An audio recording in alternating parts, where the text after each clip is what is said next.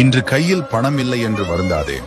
48 மணி நேரத்தில் திடீர் திருப்பம் வரும். நீ தேடிய பணம் உன் கையில் வந்து சேரும். மகிழ்வாய்.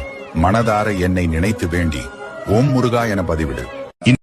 முருகனை வேண்டி இந்த ஒரு விரதம் இருந்தால் போதும். நீங்கள் வேண்டியது நிச்சயம் நிறைவேறும். முருகப்பெருமானின் முழு அருளை பெறுவதற்கும் வாழ்வில் ஏற்படும் பலவிதமான துன்பங்களிலிருந்து விடுபடுவதற்காகவும் இருக்கப்படும் விரதம் தான் கந்த சஷ்டி விரதம். முக்கியமாக இந்த நாளில் குழந்தை பாக்கியம் வேண்டி முருகப்பெருமானை நினைத்து விரதம் இருந்தால் அந்த கந்தனே குழந்தையாக பிறப்பார் என்பது நம்பிக்கை. சஷ்டி விரதம் கடைபிடிப்பவர்கள் விரதம் இருக்கும் நாட்களில் என்ன செய்ய வேண்டும், என்ன செய்யக்கூடாது என்பதை பற்றி பார்ப்போம். கந்த சஷ்டி ஆரம்பம் முதல் சூரசம்ஹாரத்திற்கு மறுநாள் நடைபெறும். முருகன் திருக்கல்யாணம் வரை மிக எளிமையான சைவ உணவினை உட்கொண்டு எப்போதும் முருகப்பெருமானின் சிந்தனையிலேயே விரதம் இருக்க வேண்டும். 7 நாட்களும் உபவாசம் இருக்க முடியாதவர்கள் சூரசம்ஹாரம் அன்று மட்டும் எதுவும் சாப்பிடாமல் இருப்பது நல்லது. இரவு தரையில் கம்பளம் விரித்துதான் தூங்க வேண்டும். சஷ்டி விரதம் இருப்பவர்கள் தினமும் கந்த சஷ்டி கவசம் படிப்பது சிறந்தது. அப்படி படிக்க முடியாதவர்கள் எப்போதும் மனதில் ஓம் சரவண பவ மந்திரத்தையும் முருகா என்ற திருநாமத்தையும் உச்சரித்தபடி இருக்க வேண்டும். சஷ்டி விரதம் இருக்கும் நாட்களில் முடிந்தவரை காலனியை தவிர்ப்பது நல்லது. இந்த நாட்களில் அதிகமாக பேசுவதை தவிர்த்து